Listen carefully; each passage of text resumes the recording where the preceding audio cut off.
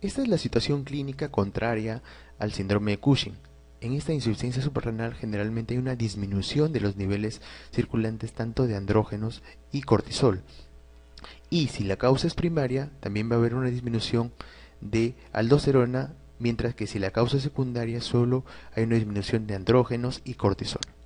Entonces, como ya dijimos, puede ser una causa primaria, que se conoce como enfermedad de Addison, que es el principal origen de toda la etiología de insuficiencia suprarrenal, o puede ser secundaria, donde el defecto es a nivel hipotálamo hipoficiario, con una disminución de la producción ya sea de CRH o ACTH, sobre todo los hipopituitarismos.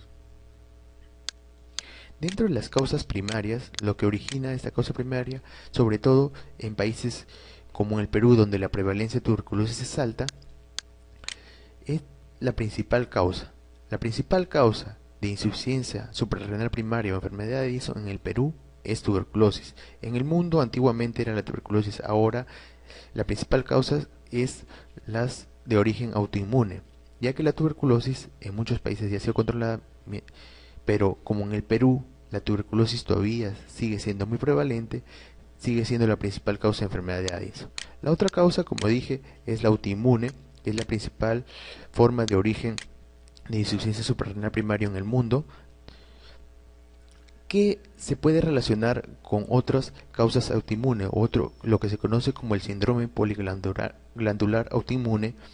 Si es tipo 1, que va con candidiasis mucocutánea y hipoparatiroidismo, o el tipo 2, que va con diabetes, enfermedad tiroidea autoinmune e hipogonadismo.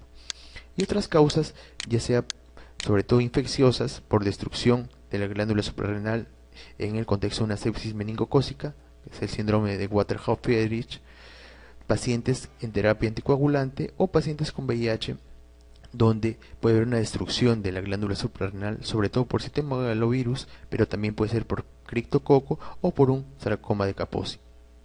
Entonces no olvidar que la primera causa a nivel mundial de enfermedad de Addison es la autoinmune, pero en el Perú es la tuberculosis. Mientras que, ¿qué es lo que causa disminución o déficit de ACTH? Las causas secundarias, donde hay un panhipopituitarismo, va a haber disminución de la producción de ACTH.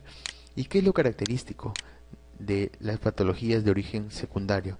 Que hay una afectación tanto de la capa fascicular y reticular, y mientras que la capa glomerular no es afectada.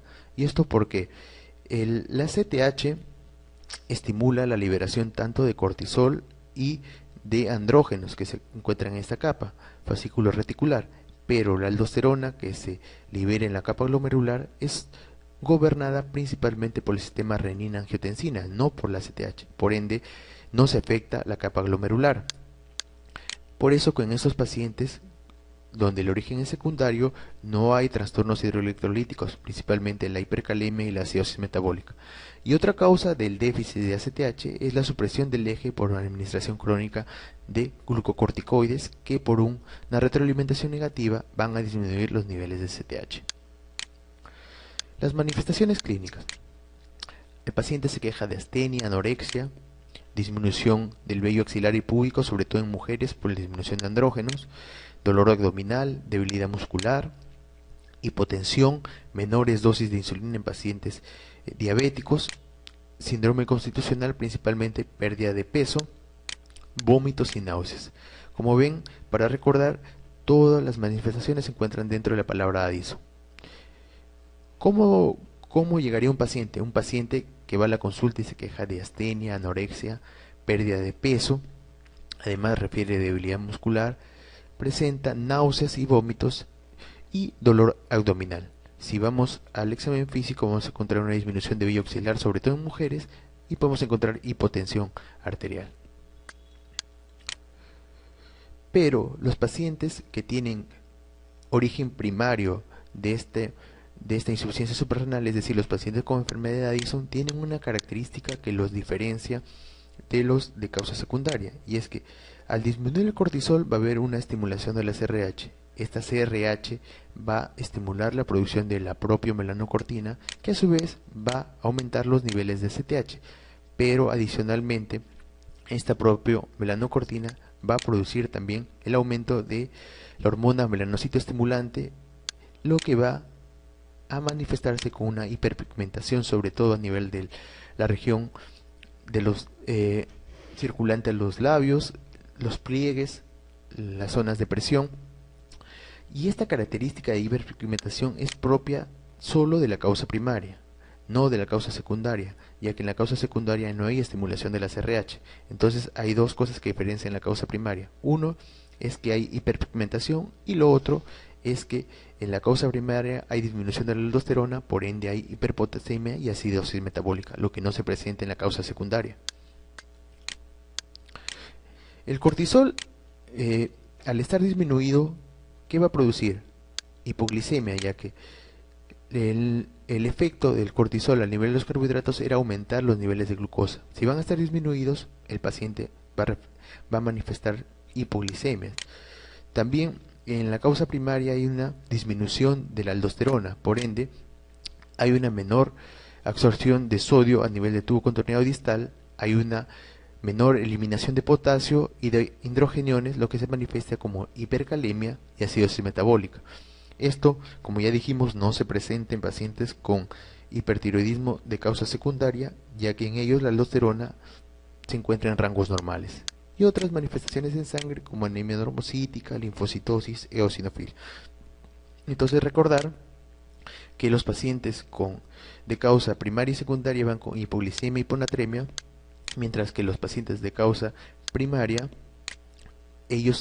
solo en ellos hay hiperpotasemia y acidosis metabólica, ya que al no existir aldosterona no se va a eliminar el potasio ni hidrogeniones, que se manifiesta como acidosis metabólica e hipercalemia.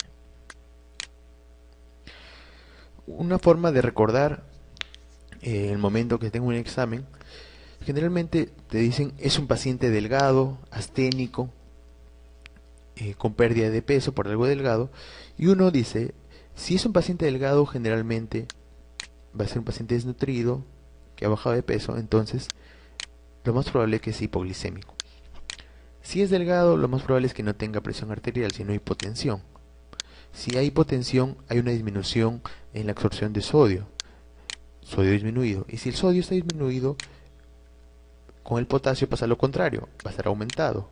Hay una retención de potasio, y si hay retención de potasio, hay una retención de hidrogeniones, por ende hay acidosis metabólica. Entonces, paciente asténico, anoréxico, con pérdida de peso, además que presenta hipoglicemia, hipotensión, hiponatremia, con hipercalemia y acidosis metabólica, pensar en enfermedad de Addison.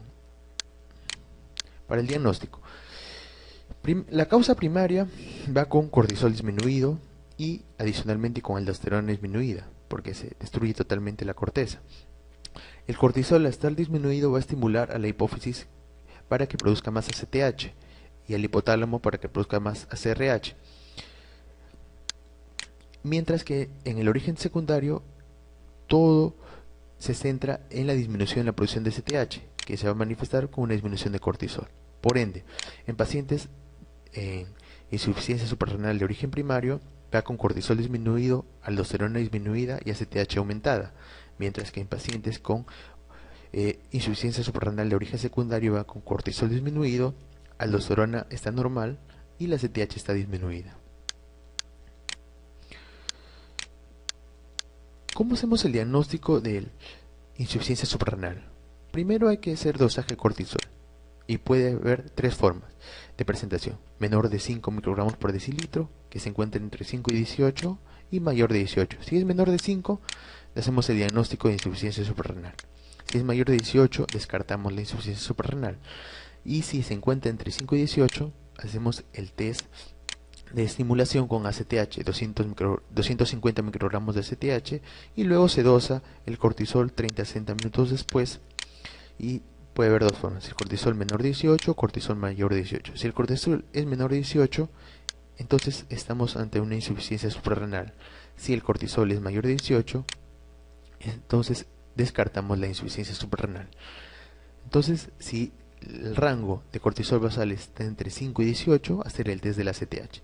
Entonces el test de la ACTH es el gol estándar para descartar insuficiencia suprarrenal primaria. No olvidar eso.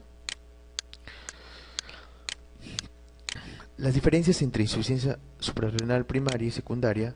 La primaria iba con disminución del cortisol y aldosterona, como dijimos. Si la aldosterona está disminuida, hay hiperpotasemia y acidosis metabólica. Como el cortisol está disminuido, hay un aumento de la ACTH. Y el cortisol también, al estimular la CRH, va a producir el aumento de la propia melanocortina, que va a manifestarse como hiperpigmentación. Mientras que el secundario, el cortisol está disminuido, la aldosterona está dentro de los niveles normales, ya que la secreción de la aldosterona está gobernada principalmente por el sistema renina-angiotensina. La ACTH puede estar disminuida o normal. Y característica de ambos es la hipoglicemia y la hiponatremia. El tratamiento. Insuficiencia suprarrenal. Primero hay que dar glucocorticoides.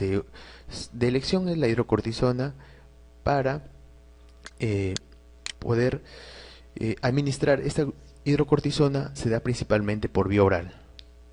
Vía oral, sobre todo los 2/3 de la dosis en la mañana y 1/3 por la noche, para así mantener el ritmo circadiano. En pacientes con enfermedades intercurrentes o sometidos a estrés hay que aumentar la dosis. A estos pacientes generalmente se les educa para que, en caso de tener una enfermedad intercurrente, como una gripe o una faringitis, aumentar al doble o al triple su dosis de corticoide.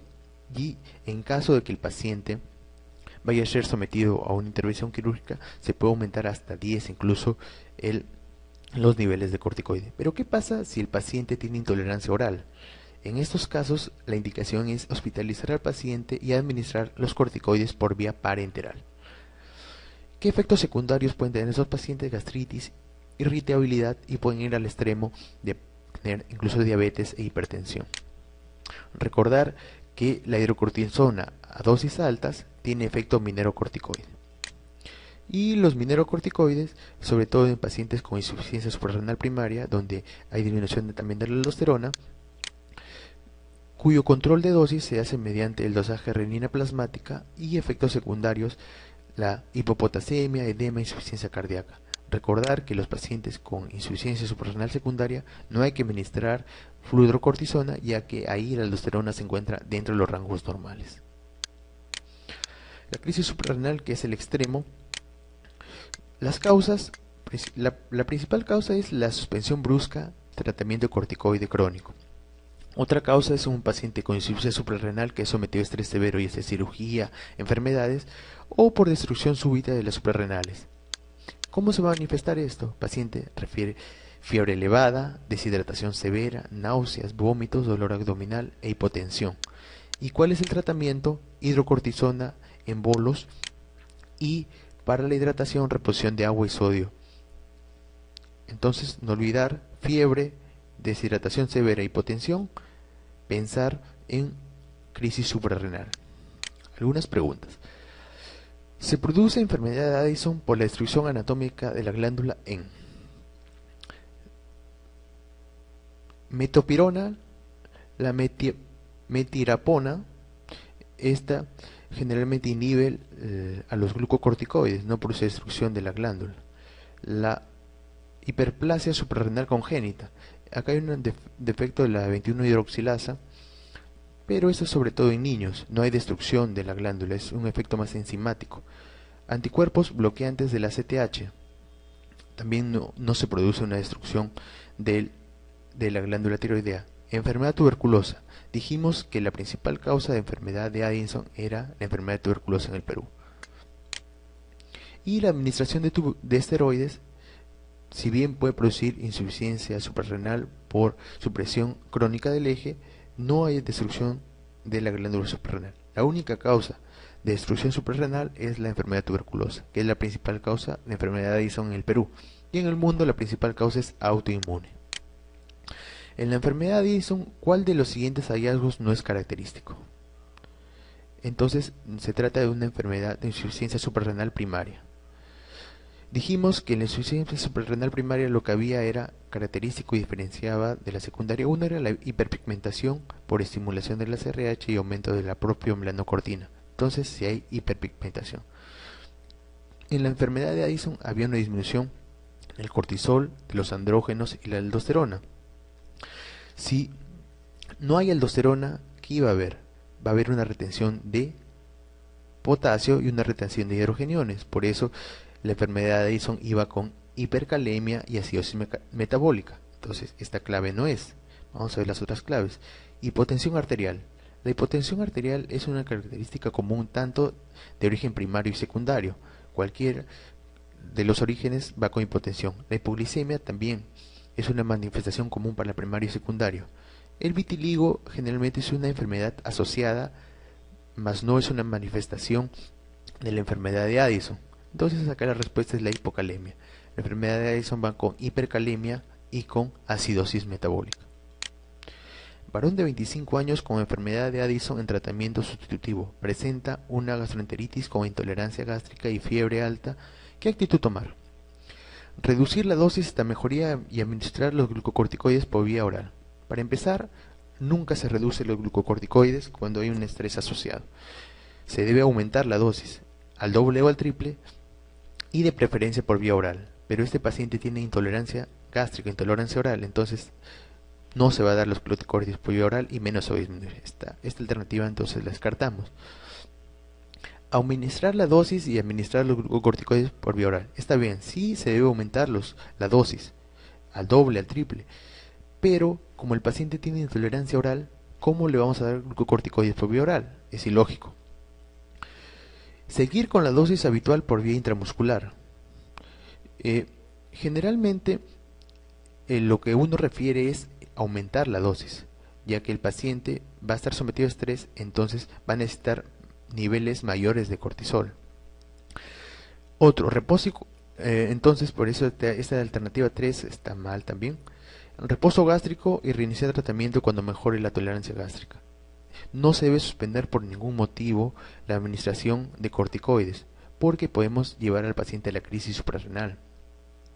Lo que sí se debe hacer es aumentar la dosis y administrar los glucocorticoides por vía parenteral. Si el paciente tiene un estrés, por más leve que sea, y tiene intolerancia oral, es una indicación de hospitalización y administración de corticoides por vía parenteral, ya que si tiene intolerancia oral, no hay forma de administrar los corticoides por vía oral. Es imposible, es ilógico. Por ende, la respuesta acá es aumentar la dosis y administrar los glucocorticoides por vía parenteral.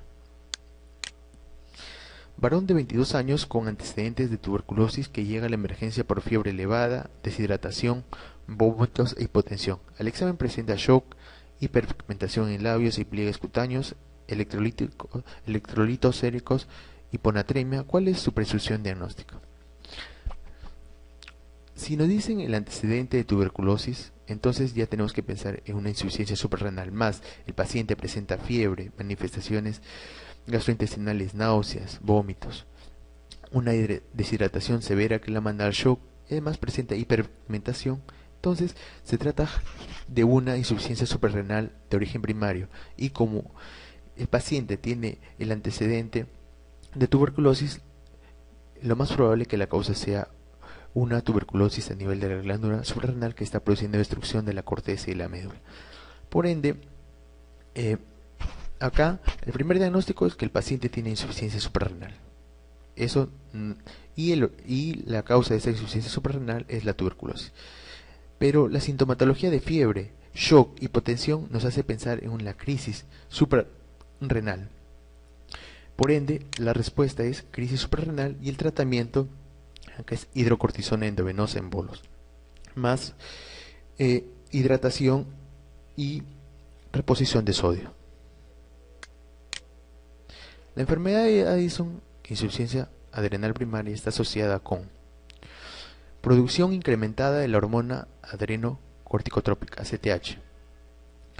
En la enfermedad de Addison sí hay un aumento de la ACTH, ya que al disminuir el cortisol por un sistema de retroalimentación positiva va a estimular a la hipófisis para que produzca más ACTH. Una producción disminuida de ACTH, no, en la enfermedad de Addison no hay una disminución de ACTH, hay un aumento de la ACTH. Incremento de la 17 hidroxiesteroide y de la 17 esteroides en orina. Estos son los metabolitos de excreción sobre todo de los andrógenos, el 17 cetoesteroides. Si va a haber una disminución de andrógenos y cortisol, lo más probable es que también estos estén disminuidos en orina. Entonces, esta alternativa también la descartamos. Hipernatremia. En el paciente con Addison, al no funcionar la aldosterona, no va a haber reabsorción de sodio en el tubo cuaternero distal, por ende va con hiponatremia, más hipercalemia y acidosis metabólica. No olviden eso, sobre todo el primario. Disfunción hipotalámica. Si dicen que es enfermedad de Addison, la causa es primaria, entonces no tiene nada que ver disfunción hipotalámica. Por ende, la respuesta es producción incrementada de hormona adrenocorticotrófica.